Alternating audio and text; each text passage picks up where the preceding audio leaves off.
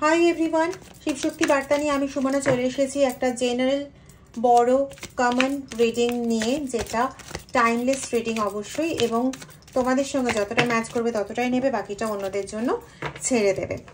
যে কোনো ধরনের যে কোনো জোডিয়াক সাইনের মানুষের জন্য রিডিং, টাইমলেস রিডিং অবভিয়াসলি, একটু আগেও বললাম। আর যদি ভিডিওটা ভালো লাগে তাহলে please like, share, subscribe and comment করতে ভুলো না। চলো দেখা যাক কি রিডিং এনার্জি আসে।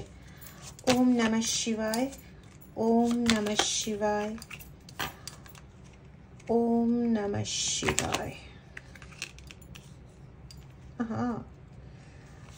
ওম নমঃ শিবায়, ওম নমঃ শিবায়। আচ্ছা দেখো, এখান থেকে যা এনার্জি আসছে সেই অনুযায়ী দাঁড়াচ্ছে এটা, যে কোনো একজন ব্যক্তিত্বকে তুমি চিনতে পেরে গেছো, কোনো একজন ব্যক্তিত্বকে তুমি এতদিন না চিনে ঘুমিয়েছিলে, এখন তাকে তুমি চিনতে পেরে গেছো। চিনতে পেরে তুমি তার উপর যথেষ্ট বিরক্ত হয়ে তুমি একাকী এখন থাকতে চাইছো, এবং তোমার জীবনে এই মুহূর্তে একটা স্ট্যাগনেন্ট কন্ডিশন হয়ে রয়েছে। যখন তুমি স্ট্যাগনেন্ট কন্ডিশনে এসে গেছো, তখন গিয়ে তুমি তোমার এই পার্টিকুলার ব্যক্তিটিকে তুমি চিনতে পেরেছো, ঠিক আছে? অর্থাৎ তোমার কোনো গোপন শত্রু, যার কোনো গোপন তথ্য তোমার সামনে ফাঁস হয়েছে, অ্যাকচুয়ালি সে কিন্তু তোমার বন্ধু হিসেবে ছিল। প্রচণ্ড ভালো বন্ধু, বলে না ইয়ারি দোস্ত, জিগরি দোস্ত ইত্যাদি ইত্যাদি বিভিন্ন রকম কথাবার্তা আছে, বাকিগুলো আমার কিছু মনে পড়ছে না এই মুহূর্তে। তো সেরকম ধরনের বন্ধু, মানে বন্ধু অন্তে প্রাণ, এরকম ধরনের ব্যাপারটা। এবং সে যথেষ্ট শ্রুড, মানে তাকে যদি ধরিয়ে চিনিয়েও দেওয়া হয়, দেখো এ তোমার ক্ষতি করছে, এইভাবে ক্ষতি করছে, তুমি তাও কোনোদিন চিনতে রাজি হওনি যে হ্যাঁ ও সত্যি তোমার ক্ষতি করছে। এখন গিয়ে বা কারো কারো ক্ষেত্রে যারা তোমরা 3-7 কম্বিনেশন দেখছো, 3-7 কম্বিনেশন দেখছো, তাদের ক্ষেত্রে, সরি ভুল বললাম, 5-7 কম্বিনেশন দেখছো, তাদের ক্ষেত্রে হচ্ছে তোমরা অলরেডি ব্যক্তিকে চিনতে শুরু করেছো। কোন সেই ব্যক্তি যে তোমার চির দোস্তের আড়ালে অ্যাকচুয়ালি চির এনিমি। আর যারা 3-7 কম্বিনেশন দেখছো, তারা এখনো পর্যন্ত সেই ব্যক্তিকে চিনতেই পারোনি, এবং সেই ব্যক্তি কিন্তু তোমার জীবনে মোটামুটি একটা গ্রহণ লাগিয়ে রেখে দিয়েছে। এবার হচ্ছে কোন রেসপেক্টে গ্রহণ লাগিয়ে রেখেছে না। এখানে আমি যে এনার্জি পাচ্ছি সেই এনার্জি অনুযায়ী এখানে দুটো ক্ষেত্র পাচ্ছি। একটা অফিস ক্ষেত্র পাচ্ছি, যেখানে অনেক কম্পিউটার্স রয়েছে, মানে একটাই টেবিলে একজনই সোলো কাজ করো। ডান দিকে, মানে টেবিলের ডান দিকটাতে তোমাদের কম্পিউটারের সরঞ্জাম রয়েছে, বাদিকটা একটু ফাঁকা জায়গা মতন আছে, যেখানে হয়তো রেখে কাজ করো বা লেখালেখির কাজ করো। তো এরকম ধরনের কতগুলো টেবিল দেখতে পাচ্ছি আর কি। তো এগুলো অফিসেই জেনারেলি হয়। তো কারোর ক্ষেত্রে এরকম ধরনের এনার্জি রয়েছে, ইয়েস, এরকম ধরনের এনার্জি রয়েছে যারা হচ্ছে নিজেরা একটা বড় পোস্টে রয়েছে, তোমাদের নিচের পোস্টে রয়েছে, কিন্তু তোমার বন্ধু, মানে তোমার বন্ধু মানে আমি এটা বলতে চাইছি হচ্ছে তার কমিউনিকেশন স্কিল ভীষণ ভালো। সে যে তোমাকে আষ্টে পৃষ্ঠে জড়িয়ে বেঁধে রেখেছে এবং তোমারই রক্ত শোষণ করার চেষ্টা করছে, তুমি সেটা বুঝতেও পারছো না। তুমি কিন্তু তার দিকেই একদম এক দৃষ্টে দাঁড়িয়ে রয়েছে, অ্যাজ ইফ যেন তুমি তার বশীভূত হয়ে রয়েছো, ঠিক আছে? তার যদি মানে তুমি যদি খারাপটাও দেখো, তুমি সেটাকে ধরে নেবে না সেটা খুব ভালো, সেটা তুমি বুঝতে পারছো না, কিন্তু তোমার পরিবারের লোক সেটা বুঝতে পারছে। এটা তোমাকে বললে পরে তুমি বারংবার খেপে যাচ্ছ। বা এখানে আমি যদি অপোজিট সাইড থেকে বলি, তাহলে যে ব্যক্তি এইভাবে আটকে আছে, জড়িয়ে রয়েছে অফিসের দিক থেকে বা রিলেশনশিপের দিক থেকে, এরকম করে আষ্টেপৃষ্ঠে তাকে বেঁধে রাখা হয়েছে, সেই ব্যক্তির কাছের লোক আপনারা যারা দেখে বুঝতে পারছেন, অথচ সে কিছু মানে তাকে কিছু বললেও সে কোনো রকম রেসপন্স করছে না, উল্টে আপনার সঙ্গে সম্পর্ক আরো বেশি খারাপ হচ্ছে। তো এই দুটো দৃষ্টিভঙ্গি পাচ্ছি। কেউ নিজেরা বুঝতে পারছো না, তোমাদের বাড়ির লোক বলছে আর তোমরা ভীষণভাবে বিরক্ত হচ্ছ, কিন্তু আমি বলবো ভাই তোমরা একটুখানি ঠান্ডা মাথার হও, তোমাদের বাড়ির লোক কিছু দেখেই বলছে এবং তারা কিন্তু ঠিকঠাক জিনিসটাই দেখছে, যারা বিশেষ করে এই নাম্বারগুলো দেখছো, ঠিক আছে, তাদের ক্ষেত্রে বলছি। আর যাদের বাড়ির লোক এটা বুঝতে পারছেন, তারা আপনারা নিজেদের মতন করে কিছু ইনিশিয়েটিভ নিন বা কিছু রেমেডিস ওদের জন্য করুন, আপনাদের কাছের লোকদের জন্য, যাতে কাছের লোকটি অন্তত বেঁচে যায়, এই সমস্ত ঝামেলা থেকে বেঁচে যায়, ঠিক আছে।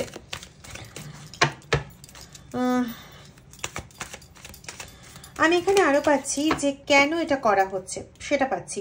সেটা কি পাচ্ছি না, যে ক্ষেত্রে সংসারের ক্ষেত্রে এরকম করা হচ্ছে, সেক্ষেত্রে সংসারের যে মেন দুজন, মানে যারা অ্যাকচুয়ালি পার্টনার্স, তাদের মধ্যে একটা গভীর ক্ষত সৃষ্টি করে দেওয়ার চেষ্টা হচ্ছে, মানে তাদের মধ্যে একটা ডিসোসিয়েশন ক্রিয়েট করার চেষ্টা হচ্ছে, মানে তাদের মধ্যে ঝামেলা লাগিয়ে দেওয়ার চেষ্টা হয়। হয়তো সেই ঝামেলাটার অস্তিত্ব তারা চায় যে অনেক লেন্দি হোক, বাট সেই ঝামেলার অস্তিত্ব বড় জোর 1.5 দিন থাকে, তারপরে সেটা কমপ্লিটলি ঠিক হয়ে যায়। মানে 48 ঘন্টা আজ অব্দি পেরোয়নি যেখানে ঝামেলার অস্তিত্ব টিকে গেছে। যেটুকুনি সময় ঝামেলা হয়েছে, মারাত্মক লেভেলে ঝামেলা হয়েছে, কিন্তু তারপরে হঠাৎ করে পুরো পরিস্থিতি উল্টে গেছে, ঝামেলার লেশমাত্র সেখানে নেই, ঠিক আছে। তো এই ক্ষেত্রে হচ্ছে ওদের সবচেয়ে বড় সমস্যা যে ওরা এত কিছু করার চেষ্টা করেও কোনোভাবেই কিছু করতে পারছে না। দ্বিতীয়, যারা অফিসের ক্ষেত্রে তারাই করছে যারা মানে নিচের লেভেলে আছে, মানে জুনিয়র লেভেলে, মানে যে র্যাঙ্কে লোকের জন্য এই কাজটা করা হচ্ছে তার থেকে অন্তত 1টা বা 2টো গ্রেড নিচে আছে, কিন্তু সবাই একসঙ্গে বসে টিফিন খায়, সবাই একসঙ্গে কথাবার্তা বলে। অফিসে থাকে না যে কাজের জন্য একটা গ্রুপের সঙ্গে আরেকটা গ্রুপে কথা বলতে হয়, তো সেরকমভাবে ভালো মতন কথাবার্তা হয়। তো সেক্ষেত্রে সমস্যাটা কি না, সমস্যাটা হচ্ছে ওই যে সিনিয়র পোস্টে থেকে বসের অত্যন্ত প্রিয়ভাজন হয়ে থাকা, বা আরও 5টা লোকের প্রিয়ভাজন হয়ে আছেন আপনি, যে এই লোকটা তো খুব তাড়াতাড়ি কাজ করে, এই লোকটা খুব ভালো কাজ করে, এই যে প্রত্যেকের কাছে একটা ভালো প্রতিমূর্তি আপনার, সেইটা মানতে পারে না। বা রিলেশনশিপের ক্ষেত্রে আপনাদের রিলেশনশিপ যে এত ভালো, একদম হাইয়েস্ট পর্যায়ে দাঁড়িয়ে, আপনাদের কোনো অশান্তি নেই, কোনো সমস্যা নেই, 11th হাউসে মানে ভীষণ ভালো একটা ব্যাপার স্যাপার, তো সেই জিনিসটা কোথাও এনাদের পছন্দ হয় না। এবার এদের মেন্টালিটি, একটু আগেই বলছিলাম যে ওই কার্ডটা দেখে যে এরা বন্ধু গ্রুপের মধ্যে পড়ে, তো এদের সঙ্গে অ্যাকচুয়ালি আপনার সম্পর্ক ভীষণই ভালো, ভীষণই ডিপেন্ডেন্ট টাইপের একটা সম্পর্ক, ঠিক আছে, ভীষণই ডিপেন্ডেন্ট, ঠিক আছে। আর অ্যাকচুয়ালি ব্যক্তি চেয়েছে আপনার বুদ্ধি বিভ্রম ঘটাতে, ব্যক্তি চেয়েছে আপনার রিলেশনশিপ নষ্ট করতে, সেটা অফিসের ক্ষেত্রে, সাংসারিক ক্ষেত্রে, এবং যাকে দিয়ে এই কাজগুলো করিয়েছে সে হয় কোনো তান্ত্রিক, না হলে কোনো মৌলবী, এরকম গোছের লোক হবে। কথাটা হচ্ছে কিভাবে কাজটা করিয়েছে না, এ খুব ভাবনা চিন্তা করে কাজ করেছে, মানে এ আপনার কোনো জিনিসপত্র ব্যবহার করে নিয়ে গিয়ে, মানে ব্যবহৃত কোনো জিনিসপত্র নিয়ে গেছে, গিয়ে সেই তান্ত্রিক মৌলবীকে দিয়ে কোনো কাজ করিয়ে এনে ওটাকে আবার আপনার ব্যবহার করার জন্যই রেখে দিয়েছে। আপনারা হয়তো কতটা খেয়াল করেছেন জানি না, তবে কিছুদিন ধরে এরকম আপনাদের হয়েছে যে কোনো জিনিস আপনারা একটা জায়গায় রেখেছেন, সেটা অফিসেও হতে পারে, সেটা ঘরেও হতে পারে, ঠিক আছে, কোনো জিনিস আপনারা রেখেছেন, এবার সেই জিনিসটা আপনি জানেন যে আপনি জিনিসটা এখানেই রেখেছেন, ধরুন সাপোজ এই আংটিটার কথা বলছি, এটা আমি জানি যে আমি এটা এখানেই রেখেছি, হঠাৎ করে আমি যখন এখান থেকে খুঁজতে গেলাম আমি দেখলাম আংটিটা এখানে নেই। তো আমি চারপাশের সারাউন্ডিং সমস্ত জায়গা খুঁজে নিলাম, খুঁজে নিয়ে আমি আংটিটা কোথাও পেলাম না। কয়েকদিন পরে আমি দেখছি আবার আংটিটা যেখানে ছিল সেখানেই রাখা রয়েছে। একটু ভাবলাম যে এটা তো আমি সেদিনকে খুঁজে পেলাম না কেন, কিন্তু তখন আর কিছু ডিটেলসে ভাবলাম না ভেবে আংটিটা নিজের মতন করে ইউজ করে নিলাম, বা যে জিনিসটা হারিয়েছিল সেটা নিজের মতন করে ইউজ করে নিয়ে আবার রেখে দিয়ে চলে গেলাম। মানে আমার মাথাতেই জিনিসটা এলো না যে ওই জিনিসটা যদি ওখানেই ছিল তাহলে সেদিন কেন খুঁজে পেলাম না, কেন সেদিনকে জায়গা মানে এতদিন পরে আজকে আবার ওখানেই দেখতে পাচ্ছি, যেখানে ওখানে রোজ ঝাড়পোছ হচ্ছে বা রোজই আমি ওটার সামনে বসছি, ওখানে কাজ করছি, তথাপি আমি এতদিন দেখতে পেলাম না, হঠাৎ করে দেখতে পাচ্ছি। এবং এই যে এতদিন বলছি যে গ্যাপটা, সেই গ্যাপটা বড় জোর 2-3 দিন থেকে 4-5 দিন এরকম ধরনের গ্যাপ, তার থেকে বেশি গ্যাপ নয়। ঠিক আছে, এটা একটা। দ্বিতীয় ক্ষেত্র হচ্ছে এটা কয়েকজন বেশ লক্ষ্য করেছেন। আর দ্বিতীয় ক্ষেত্রে এটা কয়েকবার রিপিটেশন হওয়ার পর তারপরে মাথায় স্ট্রাইক করেছে যে এই জিনিসটা কেন হচ্ছে, কিন্তু কাউকে শেয়ার করলে পরে সে বলেছে তুমি ভুলে কোথাও রেখেছিলে। যদি অফিসের ক্ষেত্রে অন্য কাউকে শেয়ার করা হয়েছে, তো যেহেতু এটা একটা ইলজিক্যাল ব্যাপার, তো এমনিতেই নিজে শেয়ার করতে গিয়ে কোথাও আপনি বাধাগ্রস্ত হয়েছেন যে এটা শেয়ার করে লাভ কি হবে, কেউ তো বিশ্বাসই করবে না আমার কথা। তো তবুও যদি শেয়ার করেছেন, তো বলেছে ও তুমি ভুলভাল রেখেছিলে বা তুই ভুলভাল রেখেছিলিস, হঠাৎ করে দেখতে পেয়েছিস তাই তোর ওরকম মনে হয়েছে, এটা মনের ভুল, এরকম বলে লোকে উড়িয়ে দিয়েছে। এবং আপনিও কিন্তু কম না, আপনিও উড়িয়েছেন। আপনার যদি খারাপ লাগে আমার কিছু করার নেই, যেটা আমার ফ্লোতে আসছে আমি সেটাই বলছি। এটা গেল একটা দিক। আরেকটা দিক হচ্ছে আপনারা না অনেক ক্ষেত্রেই বেশ কিছু ক্ষেত্রে এটা পাচ্ছি যে আপনারা অনেক ক্ষেত্রেই না হঠাৎ করে অনুভব করছেন কি সামথিং ইজ দেয়ার, কোনো ভয় পাওয়ার মতন কিছু, যে কোনো কিছু হয়তো ভয়ের কিছু হচ্ছে বা ভয়ের কিছু স্বপ্ন দেখছেন, এবং সেটা রেগুলার বেসিসে দেখছেন, প্রায় বলতে গেলে মানে 2-3 দিন পরপরই দেখছেন। এবং সেটার পরে আপনার শরীর প্রচণ্ড খারাপ হচ্ছে, আপনি এনার্জি লো ফিল করছেন, আপনি অফিসে গিয়ে মানে পরিপূর্ণ আহারাদি সমস্ত কিছু করেছেন, এমন নয় যে খাবার দাবার ঠিক মতো খাওয়া হয়নি বা প্রচুর হাঁটা পড়ে গেছে বা প্রচণ্ড গরমে যতটা এনার্জি ড্রিঙ্ক নেওয়া প্রয়োজন ততটা নিইনি, এরকম কিছু নয়। কিন্তু তবুও আপনি হঠাৎ করেই মানে সারাদিনই ঠিকঠাক ছিল বা হঠাৎ করে অফিসে গিয়ে কিছুটা কাজ করার পর ভীষণ এনার্জি লো ফিল করলেন, আবার কিছুক্ষণ পর ঠিক হয়ে গেল। তো এইরকম ঘটনাটা বারংবার ঘটার পর আপনার মনেও কোথাও একটা দ্বন্দ্ব সৃষ্টি হয়েছে যে এটা কেন এরকম হচ্ছে, বারবার করেই এরকম জিনিসটা কেন হচ্ছে। কিন্তু কথাটা হচ্ছে যে আপনি না তো এই কথাটা কাউকে বলতে পেরেছেন, না তো কাউকে বলতে পারবেন, কারণ আপনি একটা বেশ উচ্চ পদস্থ জায়গায় কাজ করেন। এবার সেখানে দাঁড়িয়ে যদি আপনি এই ধরনের কথা কাউকে শেয়ার করেন, তো সে বলবে তুই এরকম একটা কাজ করছিস, এরকম একটা ইলজিক্যাল কথাবার্তা কি করে বলছিস। বা ফ্যামিলি ম্যাটারের ক্ষেত্রেও যদি আপনি এই কথাটা কারোর সঙ্গে শেয়ার করেন, যে লজিক অনুযায়ী ভাবতে পছন্দ করে বা লজিক অনুযায়ী ভাবে বা এই সমস্ত জিনিসে অতটা গুরুত্ব দেয় না, সেই ব্যক্তি কখনোই আপনার এই কথাগুলো বিশ্বাস করবে না। ঠিক আছে, আমি জানি না কি কার্ড বেরিয়েছিল, সেগুলোকে তো আমি ফট করে তুলে নিলাম। এবার কথাটা হচ্ছে যারা অন্তরালে থেকে এই কাজটা করাচ্ছে তারা কিন্তু বেশ রিল্যাক্স মুডে বসে আছে। এদের কিন্তু উদ্দেশ্য এটা নয় যে আপনি, আমি জানি না এই জায়গাটা আমি কতটা বোঝাতে পারবো, যেটা আমার ভিশনে আসছে আর কি, মানে আপনি particular as a person A B, আপনি পার্টিকুলার কিন্তু ওদের উদ্দেশ্য নন। ওদের উদ্দেশ্য হচ্ছে সেই সমস্ত পার্সন যাদের মধ্যে এই সমস্ত ক্যারেক্টারিস্টিক রয়েছে। ঠিক আছে, মানে যে সমস্ত পার্সন বেশি পজিটিভ, আর খুব সাহসী, আর বেশ ভক্তি আছে, তার মধ্যে যে পজিটিভিটিটা আছে, দেখুন স্পেলের সেই কার্ড বেরিয়েছে, তার মধ্যে যে পজিটিভিটিটা আছে সেই পজিটিভিটিটা একটা অদ্ভুত ধরনের। সে যে কোনো মানুষের সঙ্গে যখন মেশে, যাকে যখন আপন করে দেয়, সেখানে একটা অদ্ভুত একটা ঈশ্বরীয় শক্তি কাজ করে, সেই ঈশ্বরীয় শক্তি, ঠিক আছে, এই মানে অদ্ভুত একটা ভালোবাসার সম্পর্ক তৈরি করে নেয় এবং সেই সম্পর্ক অন্য আরেকজনকে মোটিভেটেড হতে সাহায্য করে, অন্য আরেকজনকে ভালো করতে সাহায্য করে। তো এই শক্তিগুলো তাদের অ্যাকচুয়ালি চাই। হয়তো দেখবেন যদি কেউ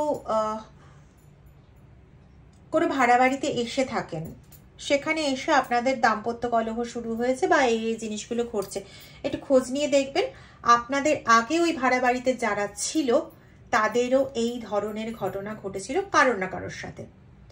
তো এদের লক্ষ্যটা হচ্ছে ওই ধরনের ভালো মানে সৎ কোনো পার্সন পেলে, কোনো পজিটিভ আধার পেলে তার কাছ থেকে এনার্জিটা গ্রিপ করা, এবং এর জন্য এরা আপনাদের পরিবারের লোক বা আপনাদের কাছাকাছি কোনো লোককে এরা অ্যাজ এ মিডিয়াম ইউজ করে। ঠিক আছে, অ্যাজ এ মিডিয়াম ইউজ করে তারা বিভিন্ন রকম ক্রিয়াকলাপের মাধ্যমে আপনার এই পজিটিভিটিটাকে হরণ করে ওরা মালামাল হওয়ার চেষ্টা করে। এদের কিন্তু এই তান্ত্রিক মৌলবী যারা অ্যাকচুয়ালি এই কাজগুলো করছে, এদের কিন্তু কোনো পার্টিকুলার পার্সন আপনার প্রতি আলাদা করে কোনো কিছু ব্যাপার নেই। এরা খোঁজে এমন ব্যক্তিদের, যে ব্যক্তিদের আপনার প্রতি কোনো রকম হিংসা আছে, সেটা নর্মাল কোনো সাংসারিক দিকের হিংসা হতে পারে, অফিসিয়াল দিকের হিংসা হতে পারে, কিন্তু ওরা অ্যাকচুয়ালি ওদেরকে পাকড়াও করে, কারণ ওদেরকে দিয়ে ওরা কাজটা, ওদের নিজের কাজটা হাসিল করিয়ে নিতে পারবে।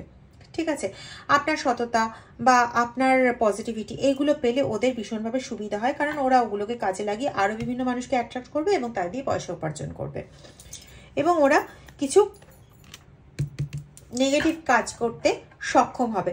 একটা জিনিস জেনে রাখবেন, নেগেটিভ কাজ করার জন্য কিন্তু নেগেটিভ শক্তি বলে বলিয়ান হওয়ার প্রয়োজন পড়ে না, উল্টো জিনিসটার প্রয়োজন পড়ে, পজিটিভ শক্তির প্রয়োজন পড়ে এবং সেটাকে নেগেটিভ করে নেওয়ার প্রয়োজন পড়ে। যার জন্য সাধকদের যখন সাধনা স্তরে থাকে তখন কিন্তু পৈশাচিক স্তর বলে একটা স্তরকেও তাদের অতিক্রম করতে হয়। ঠিক আছে, এখানে ভেতরে অনেক গুঁড়ো কিছু তত্ত্ব রয়েছে, এত তো তত্ত্ব আমি এখানে আলোচনা করতে পারবো না।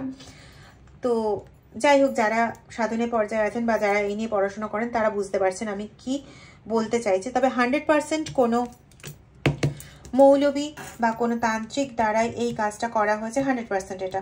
এবং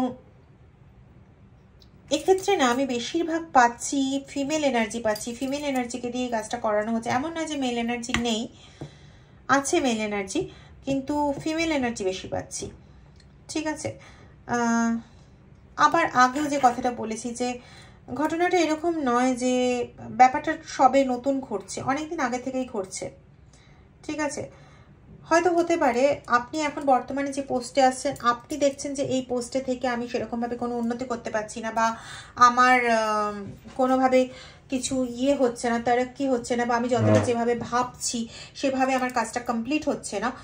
কিন্তু আপনার ওই পোস্টে, ওই সেম জায়গায়, ওই পোস্টে মানে ওই সেম লোকেশনে, ওই পোস্টে আগের যে ব্যক্তি ছিলেন তিনিও কিন্তু প্রচণ্ডভাবে বাধাবিঘ্ন পেয়েছেন এবং আলটিমেটলি তিনি সেটাকে অতিক্রম করেছেন। উনিও কোনো রকম উপায় অবলম্বন করেছিলেন, অতিক্রম করে তিনি চলে গেছেন। বা কারো কারো ক্ষেত্রে এটা হতে পারে যে ওরকম ফেস করতে করতে তিনি রিটায়ার করেছেন বা কোম্পানি ছেড়েছেন।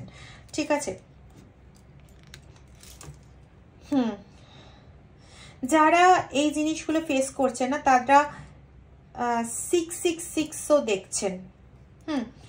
আর তাদের ক্ষেত্রে মেন তারা শারীরিক দুর্বলতা ভীষণভাবে ফেস করছেন, তাদের সন্তানরা বারবার অসুস্থ হয়ে পড়ছে, আর যে ইচ্ছাগুলো আপনারা পূরণ করতে চাইছেন সেই ইচ্ছাগুলোর পথে বারংবার বাধা পড়ছে। ঠিক আছে, তো দেখুন, প্রথম কথা হচ্ছে আমরা বলি এটা যে কোন শত্রু কেন এই কাজটা করছে সেটা ভাবা দরকার, কিন্তু আমি এই কথাটা বলি না। আমার বক্তব্য হচ্ছে শত্রুকে চেনার পেছনেই সময়টা বেশি ব্যয় করে দেব, না নিজের প্রোটেকশনটা নিয়ে নিজের লাইফে এগিয়ে যাওয়ার দিকে সময়টা বেশি ব্যয় করব। শত্রু তো আপনি সামনে বেরিয়ে পড়বে। যে শত্রু ধরুন আপনার কোনো ক্ষতি করতে চাইছে, সে যদি আপনার ক্ষতি করতে না পারে, একদিন না একদিন সে আপনার সম্মুখে সে আসবেই। সেটা আজ হোক, 10 বছর পরে হোক, 10 মাস পরে হোক, কি 10 দিন পরে হোক, আপনার সামনে আসতে সে বাধ্য, তার মুখোশ আপনার সামনে খুলতে বাধ্য। তাহলে আপনি শুধু ওই কে শত্রু কেন শত্রু এর পেছনে না ছুটে, কারণ যেটা এদের পেছনে যখন ছুটবেন না, এদের যে নেগেটিভ এনার্জি প্রভাব, সেই প্রভাবে কিন্তু আপনার মস্তিষ্ক প্রভাবিত হবে। আপনি ভাবছেন আপনি প্রভাবিত হচ্ছেন না, কিন্তু আপনার মস্তিষ্ক প্রভাবিত হবে, আর তাতে এদের অ্যাট্রাক্ট করতে আরো সুবিধা হবে, আরো ক্ষতি করার পথটা আপনি নিজে ক্লিয়ার করে দেবেন। তো এখানে একটা ভুল বার্তা আমরা অনেকেই দিয়ে থাকি, তো এই জায়গাটা প্লিজ একটুখানি দেখবেন। আমার কমেন্ট বক্সেও অনেকেই লেখেন, দেখবেন আমি সেটা আনসার করি না যে ওর চরম ক্ষতি হোক। হ্যাঁ, যার ক্ষতি হওয়ার, যা কিছু হওয়ার অবশ্যই হবে, আমাকে মাফ করবেন, হয়তো অনেকের খারাপ লাগবে। আমি জানি খুব ভালো মতন যে কাউকে দিনের পর দিন ক্ষতি করেছে। ইভেন আমি বলেছিলাম একদিন, অনেক কাল আগে একটা ভিডিওতে, যে আমি আমার লাইফের কিছুটা অংশ আমি শেয়ার করব। যদি করতাম তাহলে হয়তো আপনাদেরও জানা হতো। আমারও এরকম বেশ কয়েকজনকে ফেস করতে হয়েছে, যার মধ্যে একজন আছেন যিনি 12 বছর ধরে, তিনি শুধু নয় তার ফ্যামিলি শুদ্ধ 12 বছর ধরে কন্টিনিউয়াস হেকেল করে গেছেন। এখন নয়, বেশ অনেক দিন আগে, ব্রাদার বেশ অনেক বছর আগে, ঠিক আছে। তো সেখানে আমারও কি মনের মধ্যে একটা নেই বা ছিল না যে এরা কবে এদের ভুল বুঝবে বা এরা কবে এর শাস্তি পাবে? অবশ্যই ছিল, কিন্তু এখন দেখি যে সেটা করে আমার কোনো লাভ নেই। তাদের কি হবে না হবে সেটা ঈশ্বর আছেন, উনি বুঝে নেবেন। ওদের রেসপেক্ট দিয়ে ওরা কাজ করেছে, আমার রেসপেক্ট দিয়ে আমাকে তো আজকে ওনারা ভগবানের আশীর্বাদে আমাকে এই জায়গায় ওনারা পাঠিয়েছেন। আজকে আপনাদের অনেকের ভালোবাসা পাচ্ছি, খুব অল্প দিনের মধ্যে পাচ্ছি, আপনাদের কাজে লাগতে পারছি। আমাকে অনেকেই SMS-এ লেখেন যে রিডিংয়ের পজিটিভিটি নিয়ে বা রিডিং নিয়ে। আমি সেগুলো স্ক্রিনশট দিয়ে আমি করি না, দিই না, কিন্তু অনেকেই এগুলো লেখেন, অনেকেই এগুলো বলেন। তা আজকে সে ভালোবাসাগুলো তো পাচ্ছি, সেগুলো আপনাদের জন্যই পাচ্ছি। আর আজকে যদি এই জিনিসটা আমাকে যদি ঈশ্বর না শেখাতেন, তাহলে আমার এই জায়গাটাই আসতো না।